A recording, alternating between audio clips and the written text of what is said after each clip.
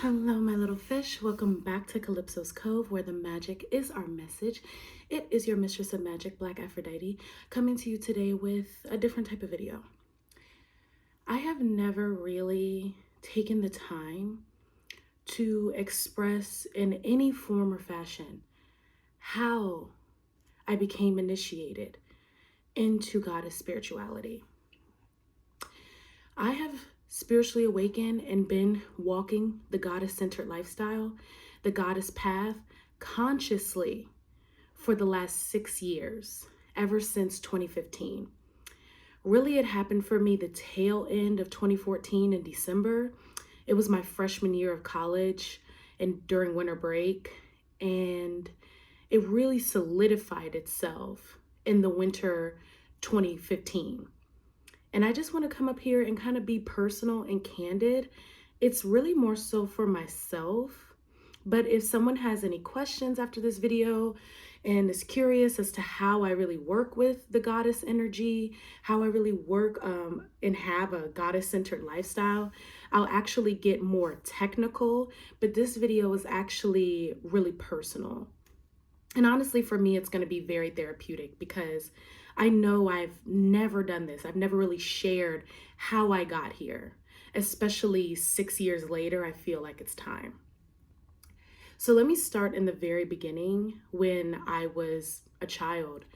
You know, I'm going to be honest here. I have had a goddess-centered life my entire life. This is not new. I'm not new to this. I'm true to this for real. I am adopted, and I was adopted into a 2-parent African-American household, and I am a small town girl from Virginia. I grew up in Chesapeake, Virginia, so it's very conservative. We live in the Bible Belt state, and my mom and dad are very, very proud Southern Baptist Christians, and I've completely respected the church raised me. It gave me a solid foundation, and I completely understand, religion and dogma and spirituality in multiple forms because of the way I was raised. I have wonderful, amazing parents who tried so hard to give me a sense of community, a sense of morality, and a sense of value. However, I was very, very different. It was extremely hard for me because before grade school really happened and in my life, in my personal life as a child, I was already experiencing paranormal activity as a kid. So much so that I would be terrified at night to sleep by myself because of all the paranormal activity that would be happening in my bedroom as a child. And I felt like I absolutely had to sleep with my mother in the bed until I was almost like 11 years old. And I've never really told her the real reason why I did that. And she's never actually questioned me. I think she just kind of used it as a way for us to bond because I was so much different than her and from a particular side of my family. You know how you spend a lot of time or maybe more time with one side of the family than the other? I'm not going to name the side of the family, but we just spent a particular amount of time with one side of my family, and I was very, very different from my cousins. I have a huge family, and I just used to be so emotional compared to a family that I'm not going to say they were devoid of emotion, but they just were not as tapped into their feeling body as I was even as a child. I was extremely emotionally mature to the point that it almost felt detrimental because it kind of made people feel like they could treat me or talk to me in a specific way, like as if I wasn't a child. That's what I'm trying to say. And things happened in my family to me as if I wasn't a child. And because I already was struggling with, living beyond the veil, because my whole life I was kind of like, dealing with being a medium and not really knowing what a medium was. So I literally feel like I lived a life beyond the veil, beyond what was seen. And as a child, I used to be a writer instantly. There's so many accounts from my aunts and from my mother, from my father, where even though it was scribble, I would be writing and giving out full-fledged stories behind my scribbles verbally to people. I was an orator naturally as a child. And that's how I believe in reincarnation, because I would be so private, having to just kind of like understand my own inner world in order to make sense of my outer world. So I would be writing about mermaids. I would be writing about, being a mermaid in a past life, and writing about the dreams that I would have at night about being underwater and, going under the sea and coming back up and, being a princess on land. Of course, back then this felt like a fantasy, but now I know about reincarnation and your divine galactic soul, your higher self and what that is.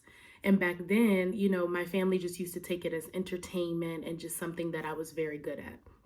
I was overtly obsessed with the color blue. Everything had to be blue. Everything had to be ocean centered. Everything just had to be mermaid centered, mermaid cakes, mermaid pillows, blue walls. I had every room in my house painted blue that I was in. The whole kitchen ended up being blue because of me, because I just was completely obsessed with the color blue. These things now, when I think about it now, and when I spiritually awakened back in 2015, I had to like come into that remembrance, because that was me as a child. So I had to find my inner child again. I was always drawn to witch books, spiritual books as a child. And because my mom was so, Christianly religious, she did not believe in those type of things. And it very much so scared her. She was always aware, and everybody was always aware that I had this side to me. Even my grandmother, when I was a child, told my mother, this girl has been here before. She knows what she's doing. She knows how she feels. She very much so has been here before. And because of that, I was giving out advice to my family members who were 30 and 40 years old at like 7 and 8.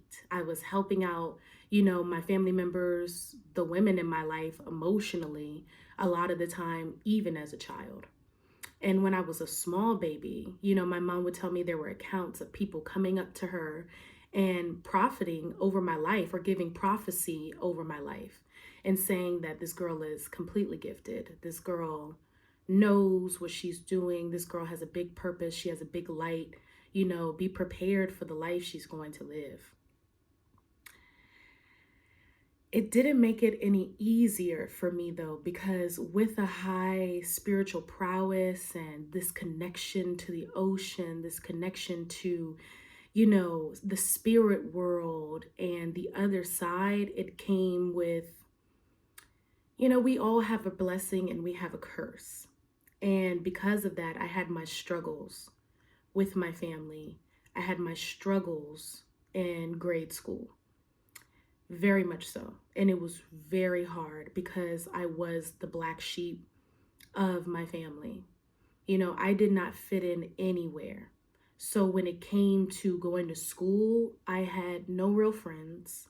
It was very hard for me to maintain friendships or even procure friendships, because I wasn't normal. I'm not a normal person. I am the original popular loner. People were always drawn to me. Girls always wanted me to be around them, but they were basically using me as glorified punching bags. A true light worker. I'm a life path 11. And, they were just always using me to basically get out their shit on some Christ consciousness energy. Like they were using me to put their sins on. Any problem that was going on in their life, I was the scapegoat for some reason. So that was just the entire time. And I mean, that had been happening ever since elementary school for me. It wasn't anything that was like, oh, it was plain in your face. That's what I'm trying to say. It wasn't anything that could be ignored. I was having real issues in real time. So much so that my dad put me in Taekwondo to try to, help me get that energy out, because he just wanted me to be safe and wanted me to be protected. With my own family, it was pretty much the same way. You know, none of my family understood me. It was hard for them to connect with me, and they lived in Maryland and I lived in Virginia. So I was basically almost like little girl lost, you know, like left to my own devices to try to figure it out on my own. And though it hurt me in the past, that genuinely forced me to carry my own torch, as any light worker, Life Path 11 will probably tell you. Okay. So moving into middle school and high school before I got to college, you know, I had a very high energy, so much emotion, so much love. I just wanted to give my love to people and give my psychic knowing to somebody and share it with them, because I had so much going on with myself, and I'm an only child. I would just be at home by myself, and my parents are older, you know, so they kind of left me to my own devices, you know, as well. So I would try to use romantic relationships as a way to get out my spirituality, because of, you know, my sacral energy. My sacral chakra is my strongest chakra as a divine feminine. So I just was like overwhelmed with this inner ocean, trying to give it to anybody who would receive it. And that caused a lot of problems for me as well. But again, it made me hyper in tune with myself, hyper aware. And I was the original rebel. You know, I kind of feel like because of the collective conscious, like now with the younger generation, they're doing things that I had to fight to be when I was a girl. And I'm happy for other people, but sometimes, you know, it still stings because I'm still healing and I'm still growing. And it's even hard for me to like come out now and do the things that I'm doing, like my spiritual business and tarot readings and being open with my goddess-centered life, because of all of the torment and all of the trauma, you know, from just trying to be myself in grade school, in my life, with my family at home. And I don't blame anybody. I'm not mad at anybody. It's just something that I had to go through and something I had to process. When I was giving myself away in that manner, it created a lot of drama for me that further pushed me into isolation, which could be a form of hermit mode or meditation. And even still, I was listening to a lot of music. Music has always been my sanctuary and my safe space. I'm a singer. I was doing a lot of writing, a lot of poetry, and I connected to the goddess Isis in 2012. Through my creative writing class when I was a junior in high school, I began just channeling all of these feelings and this remembrance of who I was, and writing a lot of poems about ancient Egypt and my mother, and how I felt like my mother was Egyptian, and how I felt like this connection to who my mother was. And I even have a picture of myself from that year where I actually had on an Isis ring and didn't even realize it. And I had got it from like Charlotte Russe or something. I don't know if you guys have that store where you are, or like remember that store, because I think it's like closed now. But I literally had a ring from Charlotte Russe with Isis on it. And I was making a lot of Egyptian centered art and writing a lot of Egyptian centered poems. I'm sorry if you hear the creak. That is my cat trying to break into my closet. Anyway, I was also dating someone at the time who was in my creative writing class, and we connected through our art. And she mused off of me, and we ended up writing, you know, together a lot and doing a lot together. And she literally wrote a poem about me being Isis. And this was all in the year 2012. Now, mind you, that relationship didn't last because, again, I grew up in a very conservative area where the type of relationship I was in was seen as inappropriate and wrong and sinful. And I was getting a lot of backlash from my church, from my family, from even members of my own school for my choice, of romantic partner. So by time I went to college, she and I were over, but I carried the memory of Isis and what had happened with Isis 2012, which ended up being a very prevalent spiritual year, to learn that in the future. And she had connected with me for the very first time. Jumping back right quick though, before I get into my actual awakening to the goddess path in college, when I was a child, I was obsessed with Greek and Roman mythology. I was obsessed with any type of mythology, really, and gods and goddesses. It just naturally fit me, and I really understood how the gods and goddesses were reincarnations or forms of how we are and our personality types, and understanding archetypes innately without really realizing it. And before Isis, that's when I connected to Aphrodite, because Aphrodite truly came to me because I felt connected to her from my sun sign, first of all.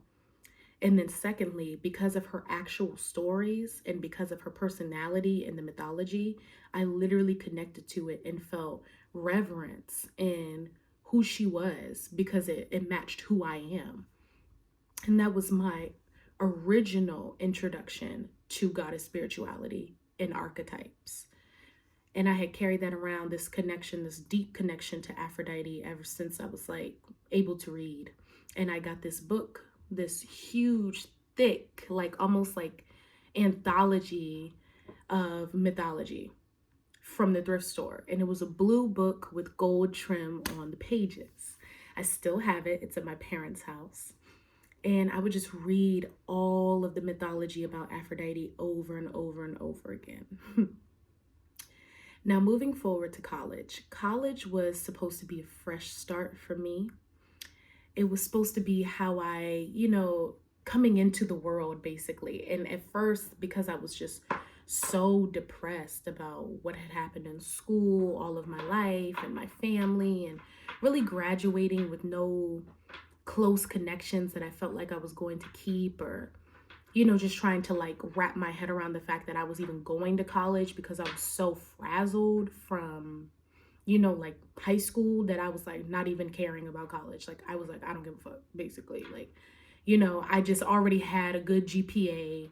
I got myself into a school that was just near where I was. I graduated, excuse me, from Old Dominion University, big blue.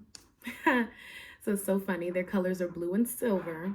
So, everything aligns perfectly in Norfolk, Virginia, which is the city of mermaids. So when I got to college, I enjoyed and indulged in college way more than I thought I would when I first got there in the summer. I mean, it ended up actually being really therapeutic, and I met a lot of different people, and I was really having a good time. But then, certain themes and certain patterns started to come back because of my own personality. Hold up, my cat she's doing the most. One second.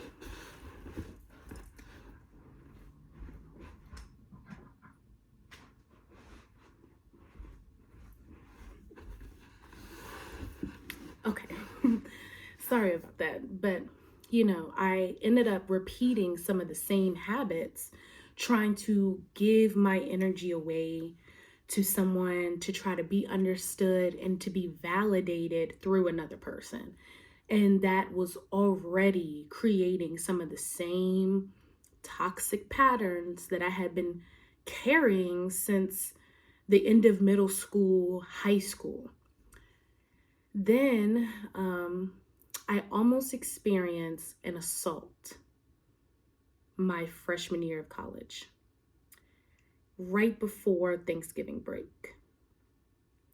And that was the complete icing on the cake.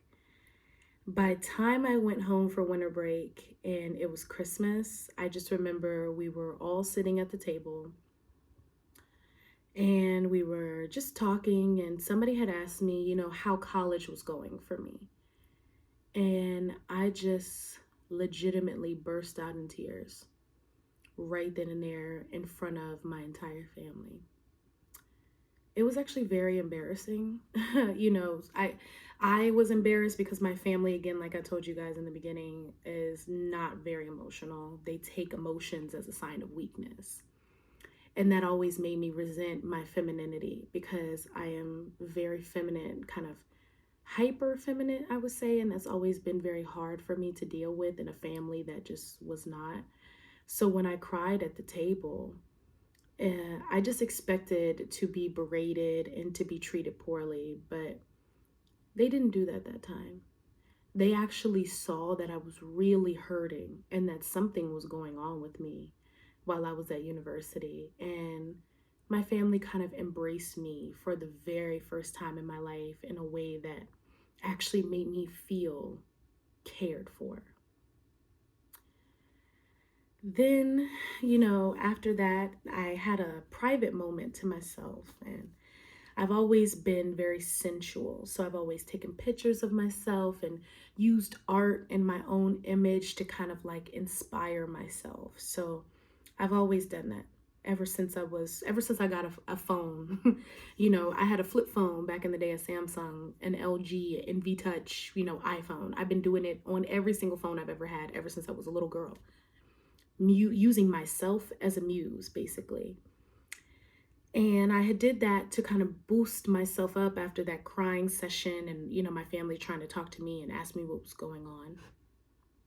And one of my very good friends from high school commented on the picture that I had posted online and wrote "Goddess" on the comment. Something in me that December 2014 just sparked simply seeing the word goddess. When I saw that word, I was ignited that he would write goddess underneath my photo and associate that with me. And as soon as he did, I just call it my Virgo Mercury. I was instantly like, I want to be that. I want to be a goddess in real life. I want to embody being a goddess here on earth and just act like one. And I just went straight to Google, how to be a goddess, how to be a goddess in real time. And I found this blog. I think I still have it saved in my bookmarks after all this time. That was called Live Like Goddess. And it was this woman who was actually from Virginia, just like me, who moved to Mykonos, Greece, found love, and left the capitalistic life for a very simple, goddess-centered life in Greece, where she had picked up on the traditions that the women carried there and used that in her new marriage that she found with her husband, who was Grecian, and her children. And I just was in awe, truly. And then after that, I found Sage Goddess on YouTube, and I literally spiritually awakened through just watching a few of her videos. But really, truly, it was me just going through this entire purging process in the winter.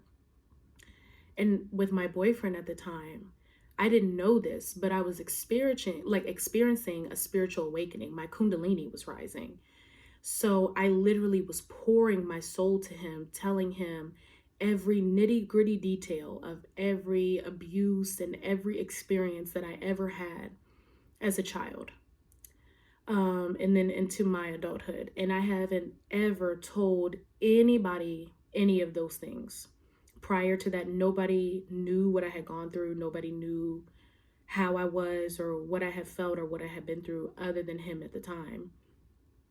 And that was my first time ever being vulnerable with somebody in that way because I never felt like I could.